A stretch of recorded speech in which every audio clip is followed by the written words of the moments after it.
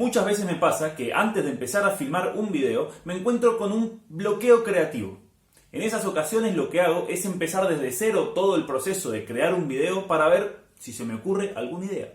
¿Me quieren acompañar en todo este proceso para ver si se nos ocurre algo? Vamos a ver.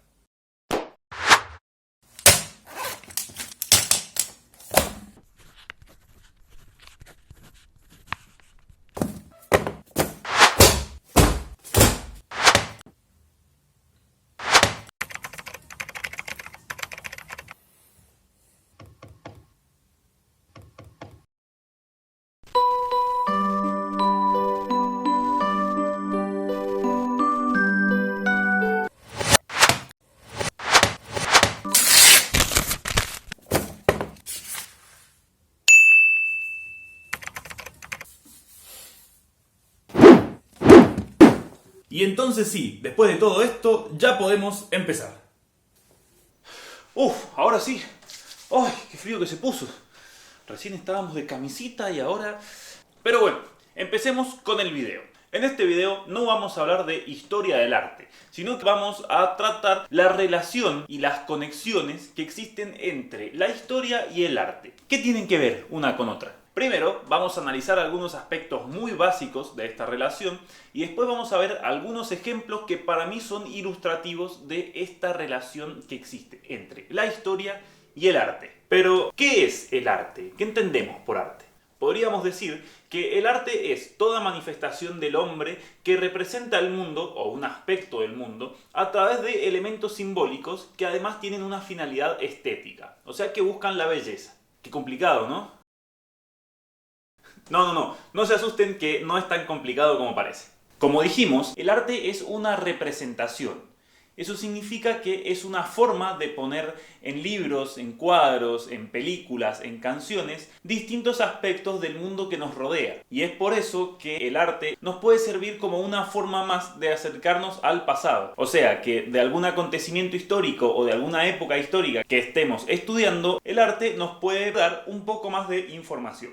Así, por ejemplo, un cuadro o una fotografía nos puede mostrar diferentes aspectos de una época, la forma de vestir, las costumbres, las posiciones sociales, y también nos puede mostrar características de algún evento histórico, por ejemplo, de una batalla, de una revolución o algo así. Si ustedes se ponen a pensar, dentro de 100 años, la gente que vea fotos de nuestra época, por ejemplo, va a saber un montón de cosas con respecto a cómo nos vestimos, qué costumbres tenemos, las caras que ponemos en las selfies. Para poder entender todo esto un poco mejor, vamos a analizar 3 casos. Estos casos son los siguientes: las artes plásticas, o sea, la pintura y la escultura durante el Renacimiento, la literatura durante la Europa de la Primera Guerra Mundial y por último, uno de mis favoritos, la música rock de los años 60 y 70.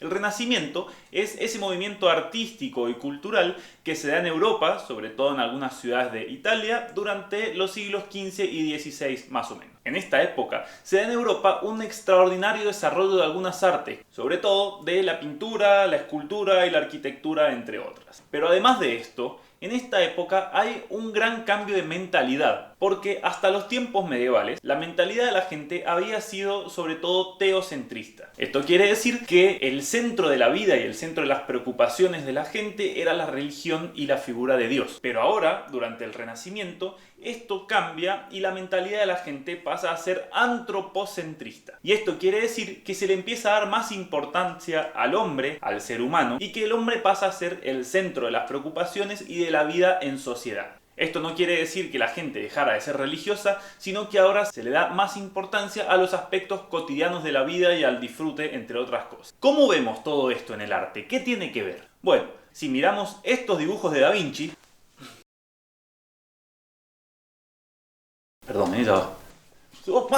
Si miramos estos dibujos de Da Vinci o estas esculturas de Miguel Ángel, vamos a ver que hay un creciente interés por el realismo y por representar la figura humana. Entonces, tanto los pintores como los escultores se van a dedicar a estudiar la anatomía del hombre, a conocer el cuerpo, a conocer los movimientos y las proporciones, porque buscan representar al hombre en sus obras tal y como es, de una forma realista.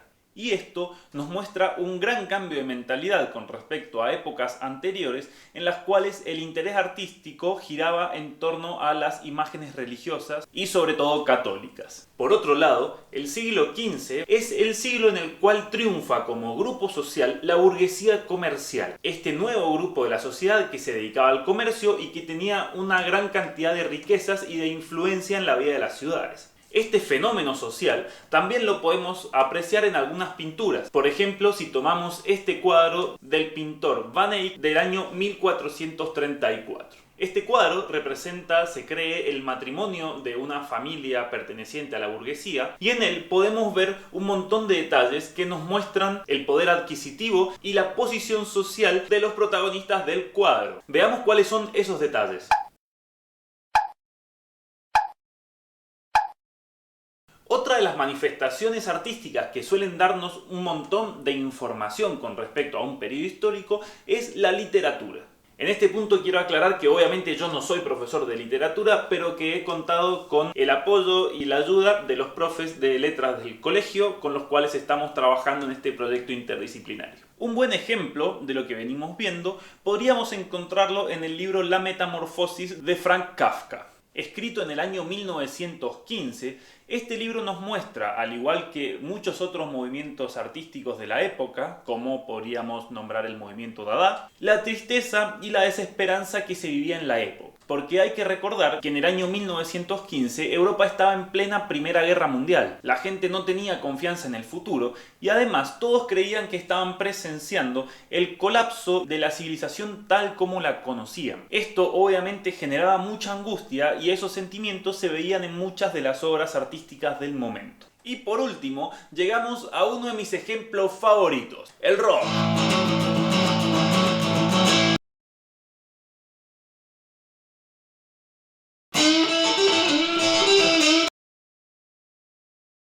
Hacia los años 50, 60, 70 del siglo XX se da un fenómeno muy interesante a nivel cultural que es el surgimiento de la juventud.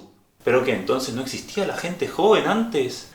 No es eso. Lo que ocurre es que en estas épocas la juventud comienza a identificarse como un grupo social autónomo diferenciado de otras generaciones más grandes. Hasta esos momentos, la juventud era vista nada más que como una especie de transición hacia la vida adulta. Pero a partir de esta época, los jóvenes comienzan a tener sus propias preocupaciones y sus propios gustos también, como fue por ejemplo el caso del uso de los jeans, que se expandió por todo el mundo, o del rock and roll. En esta época, el rock and roll era un elemento clave de la cultura juvenil, porque se transformó además en una forma de denuncia y en una forma de rebeldía frente a todo lo que la civilización capitalista del momento estaba planteando. Era ruidoso, planteaba otra forma de vestirse y además en sus letras muchas veces se dejaban ver temáticas como la denuncia de la desigualdad, el sufrimiento, la revolución sexual que se estaba viviendo en la época o muchas otras cuestiones de tipo social. En muchas ocasiones también este tipo de música estuvo ligado a los movimientos pacifistas y sobre todo al movimiento hippie, que va a tener su punto culminante en el famosísimo recital de Woodstock del año 1969. En el cual tocaron un montón de las bandas y de los artistas más reconocidos y más importantes del momento. Como por ejemplo, ese que está ahí. ¿Saben quién es? Jimi Hendrix. También lo tengo a Elvis por acá, solo que no tengo más lugar para poner cosas.